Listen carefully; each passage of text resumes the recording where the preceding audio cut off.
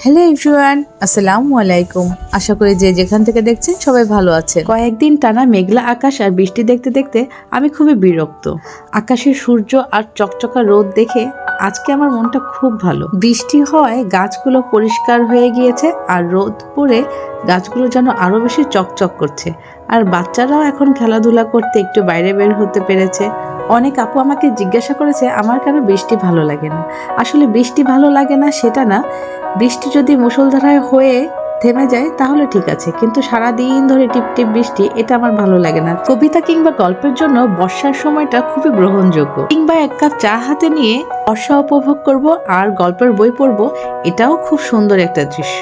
তবে বাস্তব জীবনে সময়টা আমার কাছে মোটেও উপভোগযোগ্য হয়ে ওঠে না। চারপাশ ভেজা ভেজা কাদা ময়লা, ঘরবন্দি জীবন, ঘরের ভেতর কাপড় শুকানো, বারান্দা দিয়ে কাপড় ঝুলছে, খুবই বিরক্তিকর একটা পরিস্থিতি হয় আমার কাছে মনে হয়। আচ্ছা যাই হোক, করতে করতে বলতেই ভুলে গিয়েছি আজকে আমি কি রান্না করছি। আজকে আমি রান্না করছি লেমন চিকেন, যেটা কিনা লেবু দিয়ে রান্না করা হয়।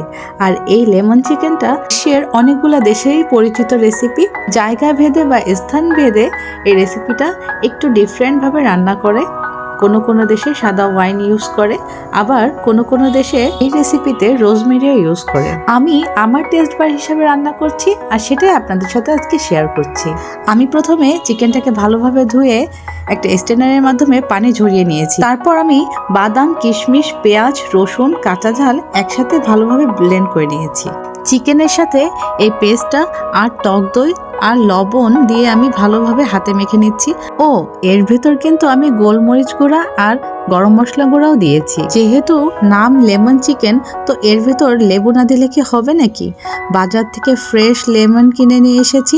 এটা এখন কেটে সুন্দর করে রস বের করে আমি ম্যারিনেট করা চিকেনের ভেতর অ্যাড করে দিচ্ছি। হাতে ভালোভাবে মেখে নিচ্ছি যাতে করে প্রতিটা চিকেনের গায়ে ভালোভাবে মশলাটা মেখে যায়। তারপর আমি চিকেনটাকে রেস্টে রেখে দিব 1.5 ঘন্টা সময়ের জন্য।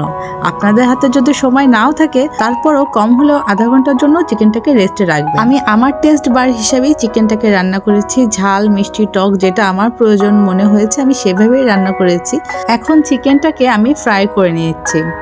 এক এক করে আমি গরম তেলের ভিতর চিকেনগুলো ছেড়ে দিচ্ছি। চিকেনটাকে আমি একটু সময় নিয়েই ভেজে নিচ্ছি। চিকেনটা বেশ ব্রাউন করে ভেজে নিতে হবে। এখন আমি চিকেনগুলোকে আস্তে আস্তে উল্টে দিচ্ছি। চিকেনের কালারটা দেখেই বুঝতে পারছেন যে কেমন করে আমার ভেজে নিতে হচ্ছে। চিকেনটা ভাজার সময় এত সুন্দর একটা স্মেল আসছিল। চিকেন ফ্রাই করতে করতেই আপনারা বুঝতে পারবেন যে চিকেনের টেস্টটা কেমন হতে পারে। আমি এখানে সাদা তেল দিয়ে চিকেনটা ফ্রাই করেছি, আর আপনারা যদি চান বাটার দিয়ে এটা ফ্রাই করতে পারেন। আর এখন আমি সেই একই ফ্রাই প্যানে সেই চিকেন ভাজা তেলের ভেতরেই আর একটু তেল দিয়ে দিচ্ছি। আর তার ভেতর দিয়েছি দারচিনি, এলাচ আর লবঙ্গ দিয়ে কিছুক্ষণ নাড়িয়ে নিয়েছি। তারপর সেই চিকেনের সাথে ম্যারিনেট করা মশলার বাকি অংশটুকু এখন দিয়ে দিচ্ছি। এর মধ্যে অ্যাড করব সামান্য পানীয়। গ্রেভিটা ভালোভাবে নাড়িয়ে চাড়িয়ে কষিয়ে নিব। এখন এই গ্রেভির ভিতরে আমি কাঁচা ঝাল দিয়ে দিয়েছি আর দিয়ে দিব আগে থেকে ফ্রাই করে রাখা সেই চিকেনগুলা।